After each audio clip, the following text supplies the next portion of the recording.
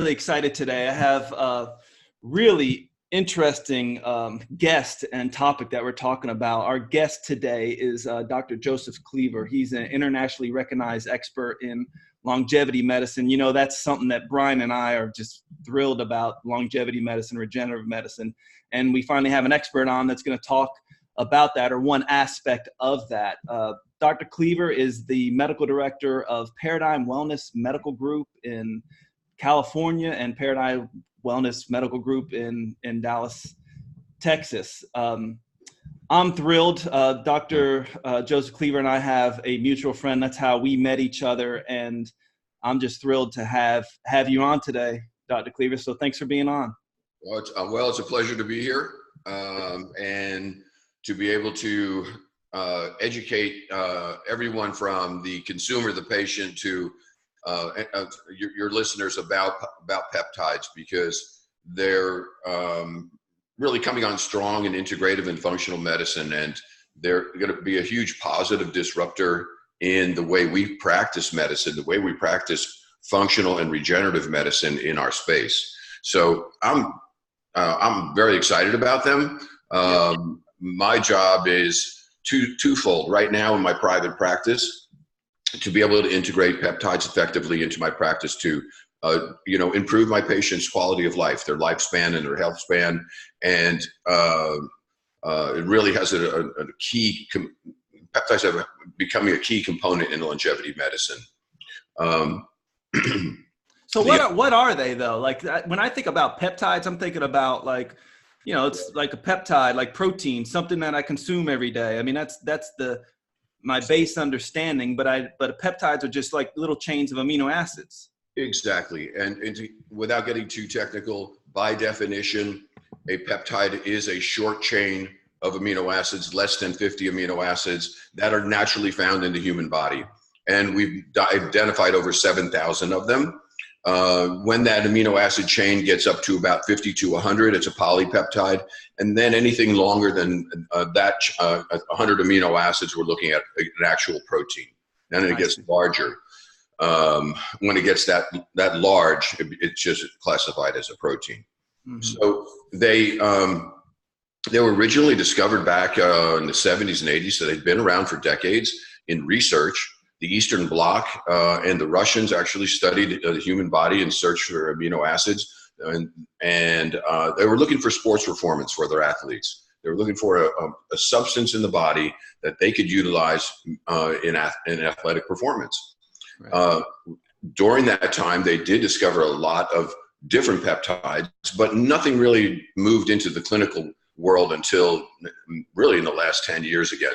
So we revisited peptides clinically now, and we're applying them to regenerative medicine. So regenerative medicine, integrative medicine, you hear these terms and they all kind of overlap, if you will, clinically, but my space is really regenerative medicine, and I applied that modality or that science and research to aesthetics, sports performance, injury, brain health, and longevity. So we can take so we fast forward to 2019 now, and as I mentioned, we've identified over 7,000 of these peptides, and all they're tasked to do is make the body function. They're signaling proteins. They go to a cell, attach to a cell receptor, and tell that cell in the body to start functioning. And a classic example that everyone knows is insulin. So right.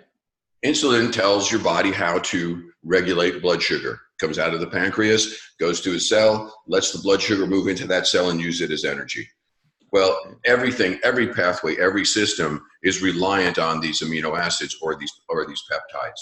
So there's two classes really. There's bioidentical peptides that we go into the human body. One of the first and the classics and the most used today is something called BPC-157. It's found in gastric juice.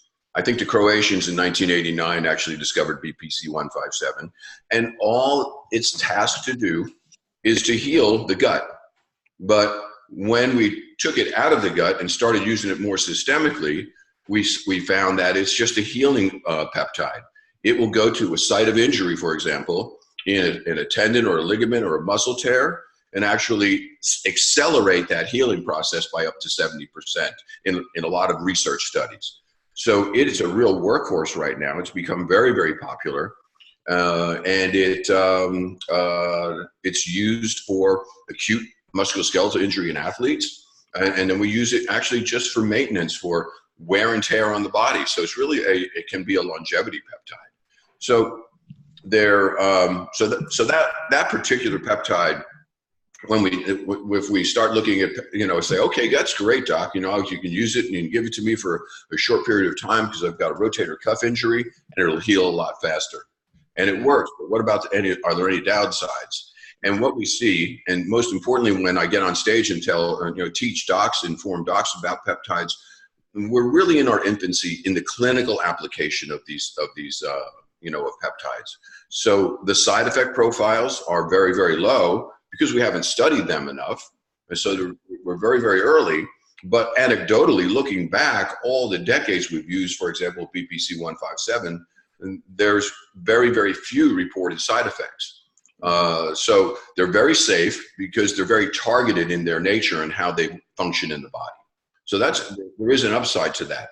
But I always impress upon my audience that when they want to prescribe the peptides for their patients, we need to tell them we are very early in the clinical curve in the application. So we will find more side effects as we go forward. For example, there are about 60 or 70 peptides that are FDA approved right now.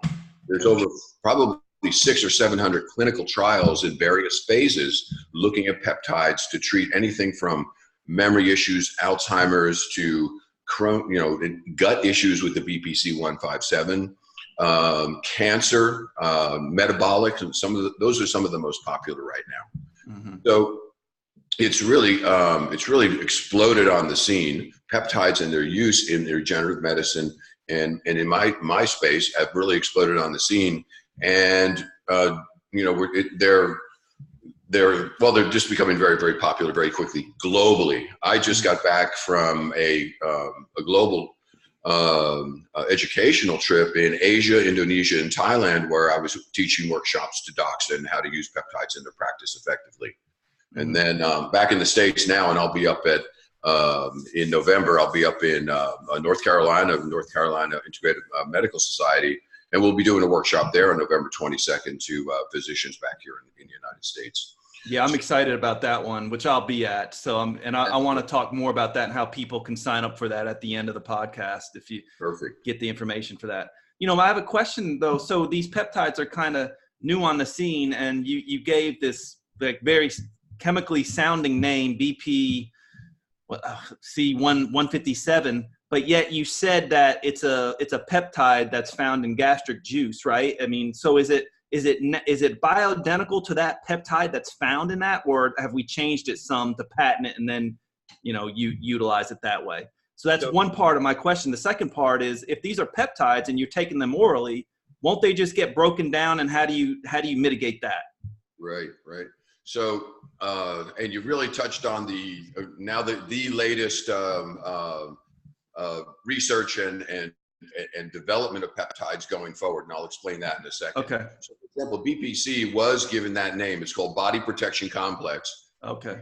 When it was studied, we realized, or the researchers realized, that's what it does. It protects the body from injury, or if you have injury, it will heal it faster. So the BPC 157 is a bioidentical peptide that was found in gastric juice in 1989 by the Croatian researchers. Okay. As you go through the list of peptides that are available for clinical use, you have to sift through them and see which ones are bioidentical and which ones are biomimetic. So you can take a peptide. And two things are really exciting now. What has changed is we have that artificial intelligence now, our ability to go into software and design a peptide based on what we wanted to do in the body, something specific. We're able to do that, and that's why we're expanding very quickly the choice of peptides, and peptides didn't come online. There are peptides now that my practice is very focused on longevity medicine and anti-aging, but lifestyle and health and improving health span. And a lot of that longevity and a lot of the reasons why we age start out in something called mitochondria. And mitochondria are little power packs in our bodies. And one of the most exciting areas right now in peptide development is targeting mitochondrial health. Wow. So there is there's a peptide that was just developed. It's not bioidentical. It's biomimetic. It's 5-amino-1-MQ, and it specifically will hit what's called a SERT gene, an anti-aging gene, yep. And it contribute to our longevity packet, our longevity stack, if you will, to improve our ability to hopefully slow the aging process, but just improve quality of health and that quality of life. So we have that ability to create these peptides that can go in and hope, maybe prolong life. Right. So that's a classic example of a brand new peptide that is specific to longevity medicine. So then you ask, okay, how do we get these things in our body? Right now, if your doc orders peptides for you, you walk into your doc's office and say, I got a rotator cuff issue. It's been 3 months and I can't get rid of it. I heard peptides might be able to help me out. 90% of all peptides now come in a vial, and you have to draw them up with an insulin syringe and inject them into the belly skin. I see. On a daily basis. The latest, what you touched upon, is everybody's working very, very diligently to improve how to administer to patients in an easier, more user-friendly fashion, if you will.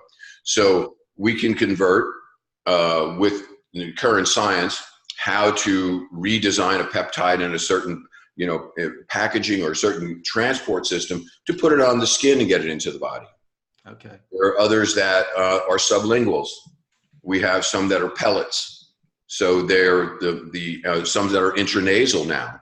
So some are oral. Obviously, BPC 157 resides in the stomach, in the gastric juice, so that's not going to get broken down. Right. But the way the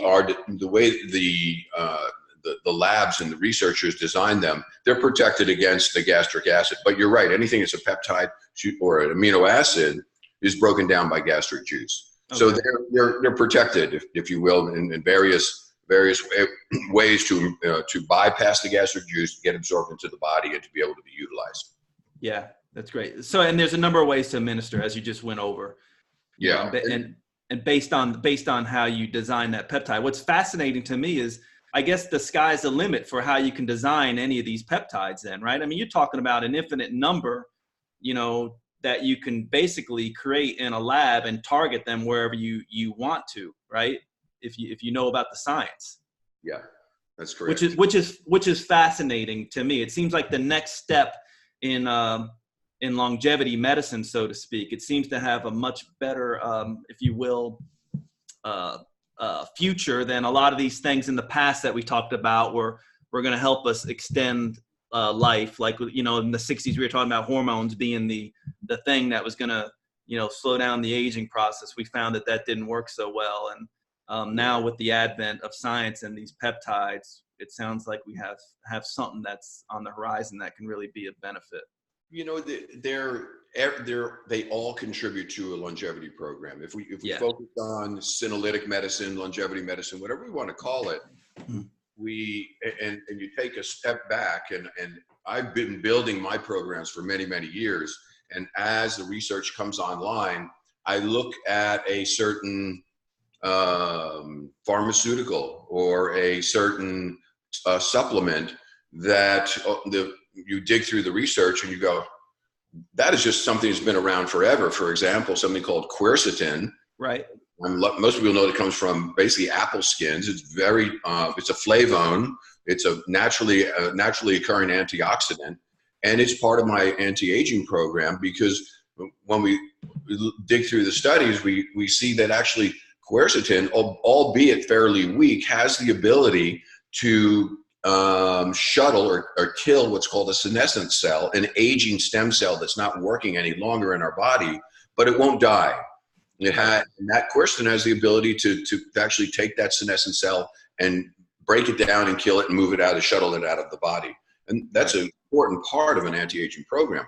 There are other things that I use to help accelerate that or improve that. And there are studies out there that do show that we can improve, or we can accelerate these senescent cells, these dying stem cells, that move them out of our body. And right now, that is a very, very powerful focus for anti-aging. What we see in anti-aging medicine is we look at an immune system when we're 15, 20 years old. It's really peaking in our 20s. And then that's where we're moved to a development phase, and we're really not aging until we get into our 30s and 40s. And we look at what's called a bimodal curve of mortality or even cancer. You notice before your immune system is developed, you see there was a lot of childhood cancers, leukemias, et cetera, because our immune system hasn't had a chance to actually mature enough to be vigilant enough to take a cancer cell and kill it and move it out of the body. Right. And we get a very strong, robust immune system in our 30s, 40s, and 50s. That mortality rate, the cancer rates go down. And then we get later in life, when the immune system starts to age and falter a little bit, it becomes immune senescent. In other words, the immune system isn't as vigilant as it was before to find a cancer cell, or most importantly, what I focused on a second ago was what's called a senescent cell. Right. So we have stem cells in our body. We're always making new cells, and that stem cell that makes new cells and keeps our skin young and our muscles strong, over a period of time, they accelerate their aging. They do die also, and the body will try and move them out and get rid of them, because if they stay in the body for a long period of time, they turn into what's called a SASP cell, a SASP cell, and it produces a lot of substances that accelerate the aging process, that create an inflammatory environment. So and that is actually shortens our longevity. Or if we're able to target that senescent cell, keep the number down, shuttle it out of the body, it's a key component. It's pivotal in our focus on longevity medicine. So senescent cells, you're going to read a lot more about as we go forward, and how peptides can be integrated into those programs. So you just mentioned two ways that I've heard how we age. One way that we age, or biomechanical mechanism of how we age, is the mitochondria don't work as well, right? So peptides, there are some peptides that can help that. And then you talked about senescent cells, especially stem cells. If you're not regenerating your stem cells efficiently, and then you also mentioned get rid of them, like, take out the trash, so to speak, right, you're going to accelerate aging. So, and then you mentioned a peptide can actually help target that. How many more ways or biomechanical mechanisms, the mechanisms out there for aging? I mean, I know about telomeres. That's another one. I would imagine, do peptides also affect that to some extent, indirectly or directly, telomere length? Well, so I'm an advocate of maintaining healthy telomeres and the length of telomeres. Some of the experts will say, I don't believe in the telomere aging and et cetera, et cetera. I do, and if you really dig into the literature, you'll see that if you use something called a telomerase activator, and we're not talking about peptides right now. Okay. We're talking about products out there on the market that target the cell at the end of the DNA to be able to repair and lengthen your telomeres. Telomeres are basically your lifespan clock. Right. Your telomeres, you're born with a certain number of units of telomeres at the end of your DNA. And each time a cell creates a new cell, the end of your DNA gets damaged a little bit. Telomerase has to come in and heal it. That's what telomerase does. So that's why I use telomerase activators, so I can slow the shortening of telomeres in the body. And it has been linked to longevity. Some of the longest lived mammals in the world, certain turtles and other mammals have very long telomeres, and they live to 150 years old. Right. I believe it has an inherent, it has a fundamental link to longevity, but I also think it's a surrogate marker for mitochondrial and cell health in general. Right. So if I take a telomerase activator and I'm lengthening my telomeres, what that telomerase activator also does is it can go down into the mitochondria, those power packs, because when they start to fail, it's just one of the other contributors to shortening the lifespan when they start to fail. That telomerase activator has the ability to go in and heal the scars in your DNA sequence, and that will make your mitochondrial healthier, actually. Right. So, that's interesting. And if you're making sure with peptides that mitochondria are working better, it stands to reason it's going to affect telomere length either directly or indirectly, even though we don't have the science to show that. You've hit on an incredibly cryptic longevity cycle that I know about, that where you take telomerase, you lengthen the telomeres. Mm-hmm. Somebody can have very long telomeres and die young. So that tells us there's a lot of other moving parts that contribute to longevity, and we have to focus on all of them. Right. But if you take that telomerase, lengthen telomeres, it will actually have a positive impact on mitochondrial health and biogenesis. So the number of mitochondria and the function of mitochondria increase. And you know what happens when mitochondria are healthy? There's a positive feedback that goes back to telomerase to lengthen your telomeres. So it's this perfect cycle of balance between mitochondria and telomeres that few people actually talk about, that if you focus on and target both of those, I think you have a very effective longevity program. Right. Another mechanism that you kind of hit on too is just inflammation in itself, right? So if you're talking about the gastric peptide, which you said it sounds like it's almost like an anti-inflammatory peptide for gut health. It's has potential to decrease inflammation. Inflammation being one of the biochemical mechanisms of aging. I'm sure there's peptides all over the place that you can name, right, that are kind of considered anti-inflammatory for the body. Well, there are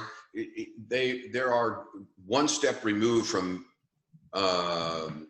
not indirectly keeping that inflammatory process or those inflammatory substances at bay.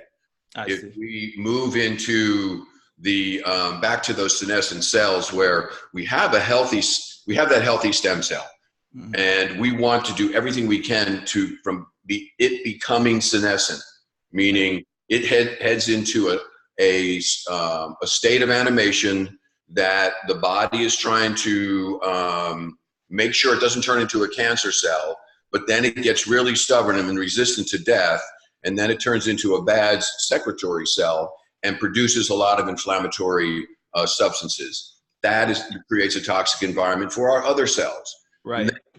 You see patients, you train somebody who's 50 years old is very young in my world. That's not even into middle age yet, the way I treat my patients. I think they're going to live a very long time.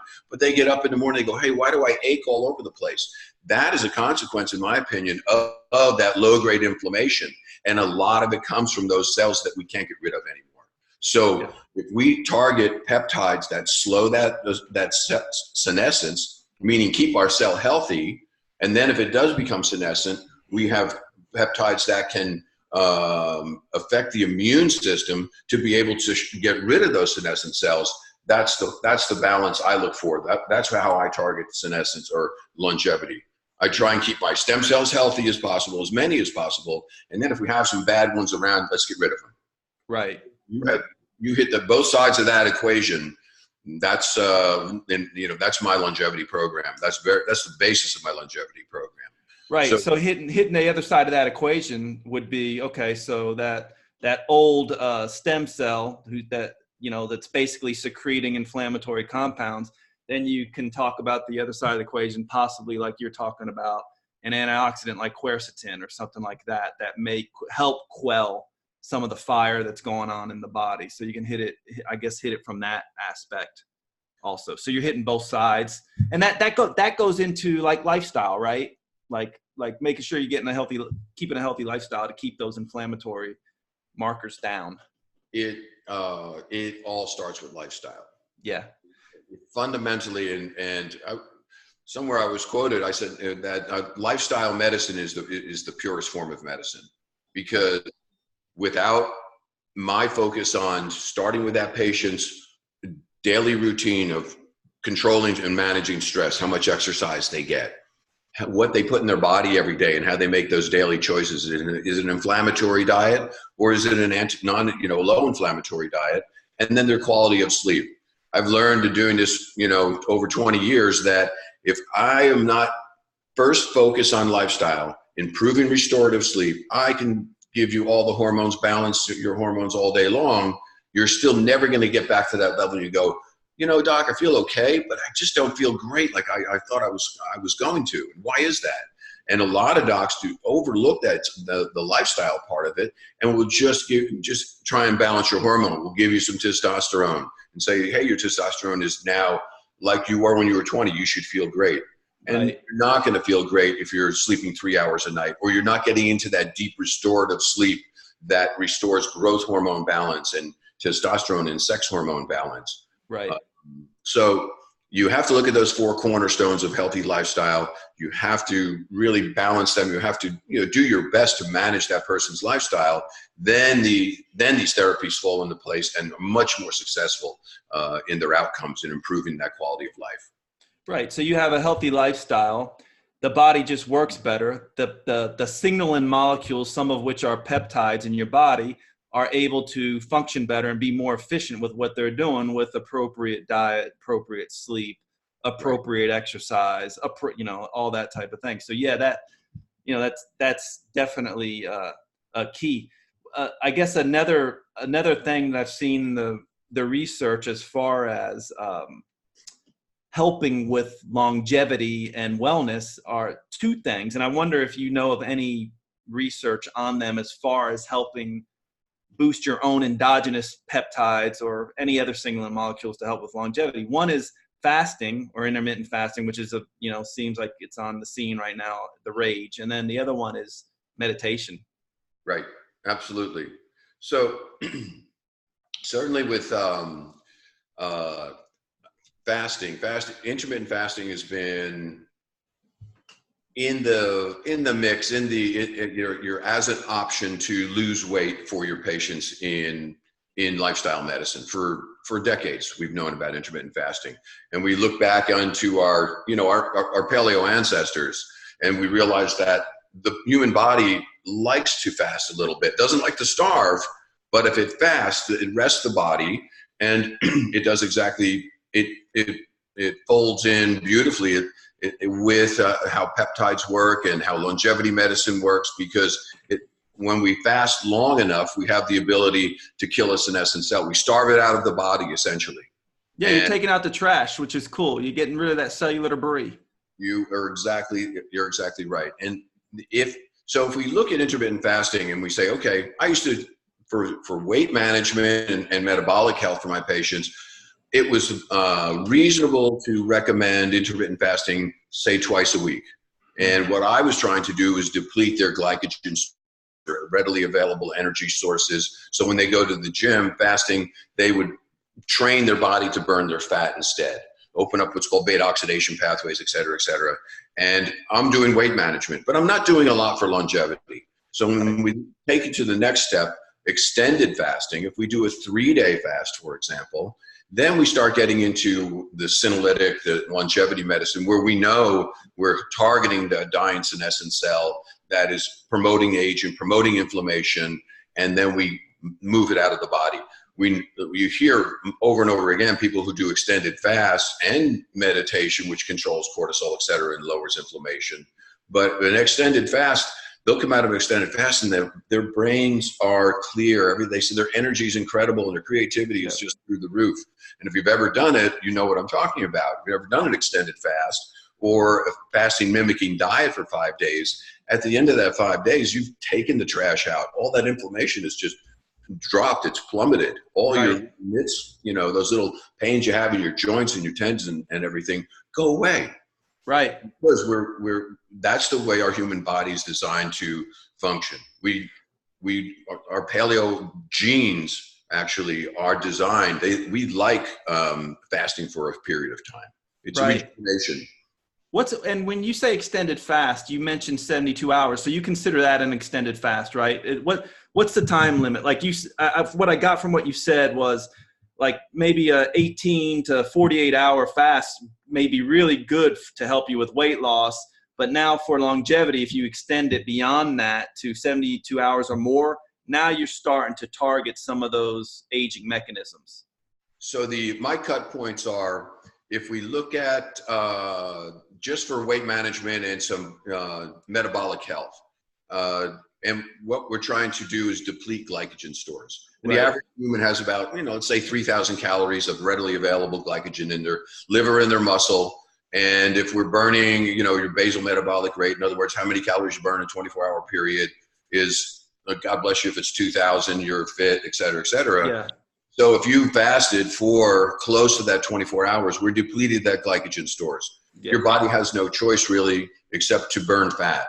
And it's basically taking your diet and and manipulating your body's physiology to target fat as energy. Mm-hmm. So that's for weight loss. And then we get, after 24 hours, the next cut point I use is 72 hours. I'd say the 3-day fast. Yep. You can water fast for 3 days, and that's under doctor physician supervision, because some things actually, can start to manifest themselves. Some people, have some energy issues. You don't want to go do a lot of exercise, et cetera, et cetera. And you need to stay hydrated and the rest. But then we get into that impact, or the positive impact of a 3-day fast, into lifestyle of the anti-aging component of it. Right. Beyond that, if you can do a 5-day fast, by the way, I can't do a 3-day fast. I've tried. I was doing, when I met you, I was at the end of a 3-day fast. I was coming towards the end of it. So I don't know if I was all there when I met you face to face first time. So, right? So, there is research that does a fasting mimicking diet. Yeah. That I use quite a bit of now in my practice, and it's a lower calorie diet. It's 500 calories. It's been researched around the University of Southern California for years, and it does work. So I use fasting mimicking diets because it at least provides you with some calories, but you get the same benefit as at least a 3-day water fast, which is, right, as now, like you said, it's pretty tough. It's pretty tough to do. Yeah, it's tough. It can be tough. You feel you've rejuvenated so many things, so many aspects of your health. And you do feel that. Yeah, absolutely. You do feel that. It is something that I would definitely, a doctor who's has experience with fasting, if you guys haven't done it, go talk to a healthcare provider who's done that and can walk you through that, because it's a wonderful thing to do. It costs nothing. It's one of the most powerful things you can do for your health, if you do it right. So what I'm hearing you say through all of this, so we talked about fasting, meditation, going through a bunch of stuff. And basically, at the bottom line of it, taking us back to peptides, or another word for it from what you're saying is signaling molecules in the body. All these things are like upregulating, or I should say, making you more efficient in your cell signaling, so that you slow down the aging process. Well, you with an anti-aging program, a longevity program, we look at there are a couple of peptides that come into play and are really key. Yeah. When I mentioned before about your immune system, if it starts to falter later in life, and that immune system is, that vigilance that it was there before to kill a cancer cell, or its ability to get rid of that senescent cell starts to slip. There are 2 peptides that have been shown in research there, and they come out of the thymosin gland. The thymus gland, which is highly functioning in our adolescent years, but atrophy as we age and to really just non-function. And right, we found if we replace to a healthy level the thymosin peptides, that signaling peptides that used to be there when we were younger, it increases that immune vigilance. It improves the robustness of your immune system. So as part of that anti-aging program, there are two classes of peptides that I use, something called thymosin beta 4 and TA1, thymosin alpha 1. And they have to come up with better names for these peptides. Yeah, right. Not very sexy, I know. Right, right. So they have scary sounding names to the lay public, right? It's just like an alphabet soup of what am I about, all these, and nobody can remember them. And honestly, I can't remember all of them. There's so many of them. But thymosins are a key to that supporting your immune system later in life, and very effectively. So TA1 is involved with immune modulation, and it helps to it's effective in what's called the Th2 part of the immune system. That is, when it's out of control, causes autoimmune diseases, autoimmune problems like Hashimoto thyroid issues, lupus, and other issues that TA1, given effectively, actually can control those autoimmune disorders. And then thymosin beta 4 is also an immune modulator, but together they're very effective in maintaining your immune system at a healthier level, more youthful level. The other is the GHRPs, GHRHs. Those are the growth hormone releasing hormones and proteins that if you rewind 10 years ago and you went to some, a hormone doc who's going to give you testosterone, and we were prescribing growth hormone directly to the patient. Right. And there's some of the pundits out there would say, we have to maintain the growth hormone level, like we were 20 for our whole lives. And it turned out not to be a very good idea, in my opinion. And I wrote some in the past, some growth hormone, but I do not use growth hormone at all. What we find now is if we utilize peptides to maintain the growth hormone endocrine axis, which starts to decrease as we age, we can increase the production of growth hormone and the release of growth hormone in a pulsatile way. And that's a key word, because maintaining a high growth hormone level consistently over a long period of time turned out not to be as effective and as healthy as we once thought. But if we do take these peptides and release growth hormone when we need it for a short period of time, right around exercise, or when we peak naturally in the middle of the night, our growth hormone in a 24-hour cycle in the human peaks about 1 a.m. in the morning with a normal night's sleep. So we give a growth hormone we give a peptide that will preserve that growth hormone axis and stimulate a pulsatile release that helps heal and restore the body during a restorative sleep, and then comes back down naturally, just like it would the next day when we wake up. That's the focus right now, and that's the healthiest way to manage growth hormone throughout life in a longevity program. Right, and that's the way hormones work naturally, right? They're never static. They're always pulsatile in the body based on the environment or you're in. Like if you eat, you get a surge of insulin, that type of thing. If you sleep, you get a surge of growth hormone. So you talked about these two peptides. So I guess my question to you would be, so are there it sounds like you have like a handful of peptides that you use in your practice then at various stages. Can you just walk me through that, when you'd use what, based on, I guess, how old somebody is or what they may need? If I came to you and said, look, I would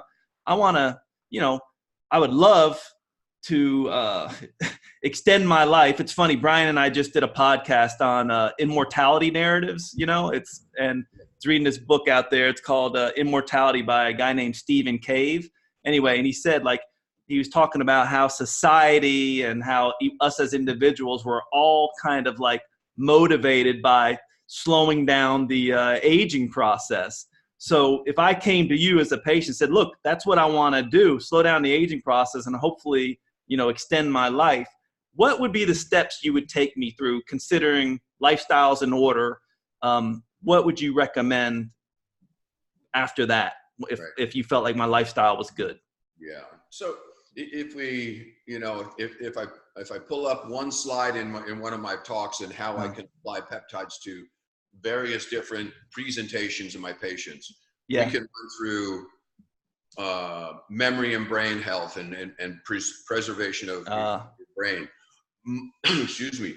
Muscle health, not muscle mass, but healthy, viable, metabolically active muscle is an extremely important part of slowing the aging process if we can, or healthy aging. Yeah. To be careful what terminology we use, because I can't make any claims that actually I can slow or reverse your aging process. Right. I get that. I can just create a healthy aging program for you, so we can improve your quality of life, and if you live longer, that would be great. Right. So you look at all the things that are brought on by aging, and target them with peptides. So it's brain health, it's muscle health, it's that metabolic disorder like diabetes or prediabetes that starts to come on later in life, and it's just a consequence of our aging cells. Okay. So what we look at, and then it's mitochondrial health. So if we look at somebody that comes in and goes, okay, I'm come in, let's take longevity out of it right now. I come in, I just want my memory slipping, doc, and I'm only 40 years old. After a appropriate workup, there are peptides that we can just target for brain health, and they are designed, or they have been shown to actually increase memory, even memory in patients who have normal memory. We can actually increase memory, not if your memory is poor, and we can improve it. Right. So we can target at, there's studies going on with certain peptides now looking at Alzheimer's disease and dementia, et cetera, improving those synapses, the way the nerves, the neurons talk to each other. Those pathways are restored, and the health and the number of the neurons are actually are targeted and improved. So we steer back into a overall comprehensive longevity program, and you come in and say, hey, I'm 40 years old, I just want to slow my aging process down. I heard, I can possibly improve my health with peptides. It's so comprehensive. You mentioned before about hormones. Hormones by themselves, if you balance them, in females especially, they actually do have a longer lifespan. And men, if you balance testosterone, there is evidence that we can improve longevity because we're maintaining muscle mass. Right. So the things that accelerate aging, for example, as I just mentioned, muscle mass. I'm a big proponent of healthy muscle. Yeah. So there are peptides that target specifically satellite cells in the muscle that can help grow muscle and maintain muscle mass in a healthy way. Because as you move into your 40s and 50s, that atrophy, loss of muscle, that sarcopenia that comes on accelerates. And I think it starts in your 30s, quite frankly. And I think, we used to tell women, build your bone bank because you're going to get osteoporosis and weak bones when, later in life. I think everybody has to build their muscle bank in their 30s because it's going to serve them really well when they get in their 50s, 60s, and 70s, and they're trying to maintain function. One of the fastest ways to, end a life, shorten the lifespan, is to not have that function. If my patient can't get out of a chair because they don't have enough muscle mass, they're frail, and that frailty carries with it a high mortality rate. Right, and there's a strong correlation between muscle mass and osteoporosis, right? If you build muscle, your bones are going to come right after it and build upon themselves too. Absolutely. Yeah. I used to do a lot of grip strengths just simple stuff. And there's studies that show if the weaker your grip strength, the older you are and your mortality is higher. But it's also been shown that the functionality of your stem cells and the health of your stem cells is correlated with that grip strength. So muscle mass is, I think, a real positive and a strong indicator of how healthy you are, or really how healthy your stem cells are, and that gives us an indication of how well you're aging. Yeah. But back to the comprehensive program, I have to balance hormones. I have to look at brain health. I have to look at muscle, and then how do I plug in now peptides into that program? So right. as I mentioned, the GHRHs and GHRPs are wonderful at preserving mitochondrial health and metabolic function. So they are key. Then the thymosins, as I mentioned before, the immune system that we need to maintain at a healthier, vibrant, vigilant level. I use those two peptides in my longevity program.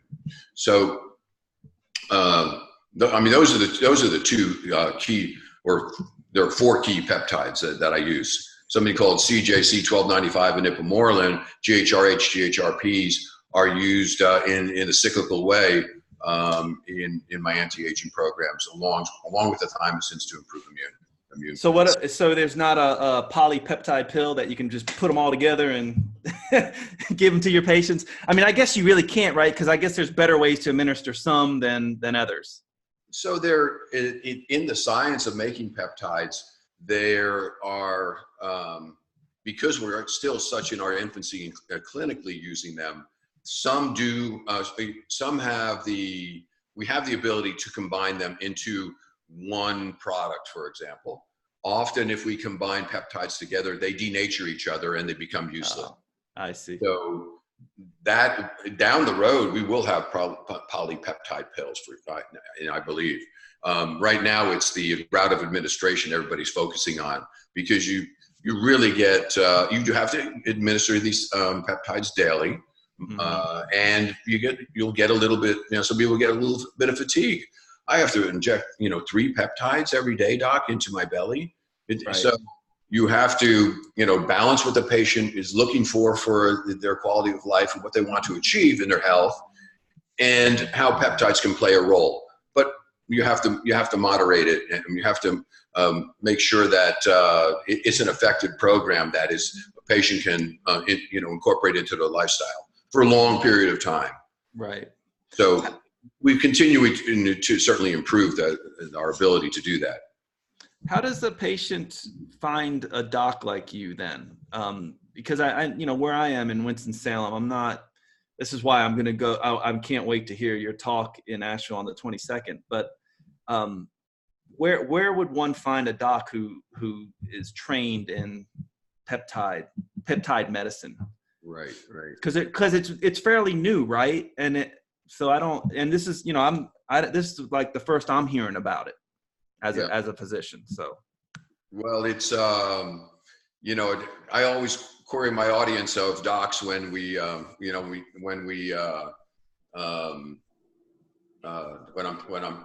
teaching, when I'm presenting, and most docs are new to peptides. Most docs are new to most things that, quite frankly, I do in my practice in aesthetics, et cetera, and how to apply peptides to aesthetics procedures. If we move into the consumer, less people have heard of it. So out of 250 docs, 10 will raise their hand that say they're using them in their practice now, and they really don't know how to use them. So we really are in our infancy, and to find a well-trained doc is actually quite difficult right now. Okay. We're creating more and more education and certifications going forward, just like we're doing in our workshop in November. And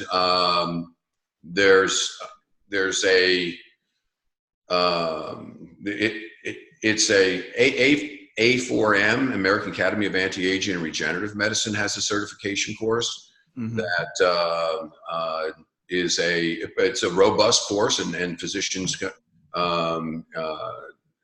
after they finish that course and become certified, are knowledgeable and well trained in utilizing peptides. Yeah. But there will be more and more certification courses coming on board, coming online, if you will, for physicians to be well qualified and to be able to search databases for docs. Okay. Is there a particular database besides, our listeners looking you up? Is there a particular database they can go to, or is that not established yet? It's for physicians. For physicians that are trained in peptide medicine, because I would think a lot of my listeners are going to go away and think, oh, well, I just need to find a functional medicine doc, and they'll be able to administer me or somehow help me with, peptides. Right. if I need Right. them. So there's two coming on. So we're developing one actually globally. That doesn't really help us here. We're developing certification courses through the Metabolic Code with Jim Laval. Currently, there's two peptide societies that do train docs. One is from it works with AMMG, which is a anti-aging management group that trains docs in regenerative medicine. And then there's International Peptide Society that is has a certification course. And do you see distance clients? I mean, can people get phone consults with you, or how would a person get in touch with you? Right. Do they have to come to your clinic in person or will you be willing to see them via distance technology? Yeah, so that's a little bit of a slippery slope because I'm licensed in 3 states: Florida, okay, Texas, California. And if we were going to practice telemedicine, every state has different set of rules and laws in telemedicine. So if I need to have hands-on in a patient, I could theoretically have somebody in the field and I could be doing a telemedicine interview or visit, just like we are doing here today, and have that patient be examined by somebody in the field. Okay. And that is state to state specific. Okay. So fundamentally, to establish a physician-patient relationship, you have to see that patient in your office, document the history, physical exam, and the therapy that you're going to prescribe. Right. Then the patient you can treat them at distance, and then you use your good clinical judgment how often you need to see them. But if you have that established relationship with that doc in that office, and they're and they come in and you see them in your office, then you have that physician-patient relationship. I have patients, quite honestly, in everywhere from Thailand to all over the world and all over the country. But you have to see that patient once and to determine what their symptoms are and how you're going to treat them. Yeah. So see the patient once face to face, and then maybe use another healthcare provider that is local for them via kind of like a middleman, so to speak, to help them with their health. Well, yeah. And, a word of caution, we're talking about, well, how would you get peptides? And a lot of patients will go online, mm-hmm, and there are peptide websites that are under no supervision or no guidance by the FDA, and it's not. That was my next question. Yeah, it's not a certified compounding pharmacy that is following good GMP practice. In other words, good pharmaceutical manufacturing guidelines, and they are making peptides. They're easy enough to make. The problem is when you make them, each time you put an amino acid, attach another one to the chain, you create a lot of byproduct. And the cost and the technically challenging part of it is cleaning that peptide up before it becomes the final product. And my patients will think, some of them will come in and say, well, I'm saving $50 because I bought this peptide online. I said, well, you don't know where it comes from. And when you look at the vial, it'll say, not for human use. How can I possibly advocate my patient using a research product to put in their bodies? Right. So, and then we do see side effects at times, and we do see things that, a lot of these peptides that are kind of these sites that are not monitored or overseen by the FDA. We have tested those peptides, and they are not pure. That's the most important thing. And they're not what the potency is not what they claim it is. So I have my patients steer away from anything other than the good compounding pharmacies that are following the guidelines, and they do cost more because of that, but you're getting a clean product, it's pure, and it works. Yeah, and you're less danger, less side effects. You know, you're being safe about it. Absolutely. Um, so Brian, I know Brian was interested in the peptide for Yeah. helping memory, right? Since Brian is currently a PT in school going through finals right now. So we need to find some brain supporting peptides for for Brian. I'd also be remiss if I didn't ask about your rotator cuff example. And Oh so yeah, that it's not shot directly into the site of the injury, correct? It's shot into the belly is what we're saying. Correct. So then it just targets muscle tissue in general. It wouldn't necessarily target like the specific rotator cuff muscle that is injured. It's just muscle So tissue in general. yeah, so when you there is an environment in the area of injury that is sending out signals, if you Mhm. will, to heal it. In other words, if we have a muscle tear or ligament or tendon issue, and we have injury, the body responds by sending out signaling proteins to tell a stem cell to come in and heal. It Mhm. tells if everything that heals tissue. Growth hormone heals tissue. So there are receptors in all our cells for all these components of healing. So BPC 157, the healing protein, amino acid, if we inject it systemically, some advocate injecting it in the skin over the area of injury so it diffuses through the injury. I'm not convinced of it. I see great results by just setting up a program between something called BPC 157 that helps upregulate some of those receptors in the area of injury, in addition to the healing cascades. It accelerates those healing cascades, and the injury will heal faster. And I combine that with thymosin beta 4. TB4 is very common, and anything that is a peptide that is tasked with stimulating in a healthy way cell growth, Yeah. and that will help heal. So you can use within those within that that list. We have BPC 157. We have thymosin beta 4, which is very potent with BPC in healing. And then we use the GHRHs and GHRPs, the growth hormone secretagogues. That growth hormone also contributes to healing.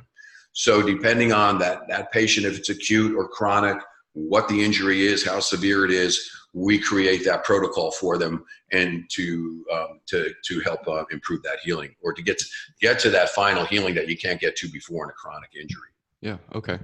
I didn't want to step back too far, but I'd be remiss if I didn't ask about that. Well, no, you're exactly right. I didn't make that clear. There are some injectable peptides now, and I'm actually a rheumatologist, so I do a lot of joint injury and sports medicine and joint health, and we can inject peptides specifically into a joint that are tasked with helping to heal cartilage Yeah. and in the joint itself. Yeah. Now, do you provide like a load-based program then? Like, let's use the meniscus as an example, where you need, if you inject the peptide, you need to create the proper collagen building of that meniscus. Do you provide like a program that people do to continually lay down the tissue how it's supposed to be laid down, not kind of haphazardly like we would see after some injuries? Well, Or does that make a difference with these no, peptides? it really doesn't make a difference. The peptide has the ability to target. And that's the beauty of peptides. They're very targeted in their goals, in their function, and how they work in the body. Right. So you wouldn't do like rehab exercises to enhance the effect? That wouldn't make a difference? Is that what you're saying? I do. I don't think most docs do. That Okay, but there's no specific science on that helping, or it just makes sense it would help if you put them on a rehab program or something while they're taking the peptide. So for example, if we're looking at a soft tissue injury, I think rehab is key. Okay. We want to, most of the time well, somebody well trained in physical therapy and rehabilitation will know how to approach, that rehabilitation. Often, patients will be sent to rehab too early, and they still have a lot of pain. They're still healing, but you still have to get them in that healing process, during that healing process, in order to affect a better outcome. So I always use rehab in my patients, especially in joint injuries or joint wear and tear, traumatic arthritis, et cetera, where we, over a short period of time, we get muscle atrophy rather quickly. So if I can turn around that chronic pain generator in the joint and get them to rehab quickly, we're going to have a better outcome, because we want to stop that atrophy, because they're favoring, obviously, that extremity, and you know how quickly atrophy happens when we do that. Right. So it is a key part of it. Yeah, it's interesting for me. I'm trying to just find a place where physical therapy, and I as a physical therapist, can be in this aspect of it, in this cutting edge. Yeah, I think there's definitely a place for it. Yeah. It sounds like it's the foundation for any type of soft tissue injury, and then use the peptides to enhance healing. Do you have any other questions, Brian? So Dr. Cleaver, can you just, I know I'm really excited about this seminar coming up. You're going to be in North Carolina. Can you just tell us about that, and tell us a little bit about how people can sign up for that? Do you have the information on that? Yeah, pardon me. I know that the promotional material can be sent out by email. Okay. Sign up for the workshop. Okay. The workshop's on November 22nd and 23rd in Asheville, North Carolina, and I'll be speaking on peptides and their application or their utilization into a clinical practice effectively, on Monday morning, we say. So anybody who has knowledge in peptides, even if you don't have knowledge in peptides, you'll gain a clear understanding of how to use peptides effectively and safely in some of the most common things you see in regenerative integrative medicine. And then we extended the workshop. The workshop is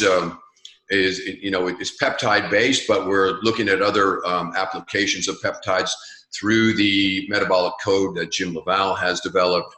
And then Dr. Carlos Mercado, who is actually a plastic surgeon, but has perfected some of the procedures in sexual performance, where we use peptides to enhance those outcomes in the sexual performance procedures. So on Saturday morning, some of the things I'll be doing are how to create or how to utilize my protocols to accelerate healing in aesthetics. So I'll be doing probably some demonstrations on skin rejuvenation with the protocol that peptides. I see a better outcome in my patients, because when I started using peptides before the patient would come in for a skin rejuvenation or a hair restoration procedure, we have the peptides already in the tissue, already telling the stem cells to activate and do their job, because that's what aesthetics is based on. It's based on healthy injury. Anything we do for example, to improve skin health or rejuvenate skin or make somebody look more youthful, we create healthy injury. And that could be from laser, microneedling, or I use something called plasma pen now, which is the cutting edge out of Germany, to stimulate collagen production. As soon as we have neocollagenesis, in other words, we lay down healthy collagen that we start to lose as we get into our 40s and 50s, et cetera, as we age, we can restore that collagen content and restore a more youthful look. But the peptides, when we have them on board prior to the procedure and after the procedure, they are working with that healthy injury to tell the stem cell to behave and lay down the right collagen that is effective in a very positive outcome, rather than we can create scar tissue in certain patients, but we have in my experience, the peptides have the ability to tame those stem cells to do the right thing and lay down the healthy collagen we're looking for. Well, that's great. So anybody interested in anti-aging, overall health, wellness, the seminar looks like the title is called Peptide Metabolic Code Sexual Health Workshop. And what else? I'm trying to what Brian and I will do. We'll post the link and everything on the when we post this podcast, and we'll also post all your information on it so people can get that. But yeah, it's November 22nd. So this is probably going to be posted in a couple weeks here, I think. Right, Yep. Brian? Yep. Yeah. End of October. Okay, cool. So we'll get it all down. Thanks so much, Dr. Cleaver, man. That was fascinating stuff. I'm looking forward to seeing you in November. Oh, that's awesome. We'll see you there, and thanks for having me today and being able to share some knowledge and experience in this area. It's so exciting going forward. Thanks so much. I'll see you soon. Take care. Okay. Thank you. Thank you again. All right, bye. Bye.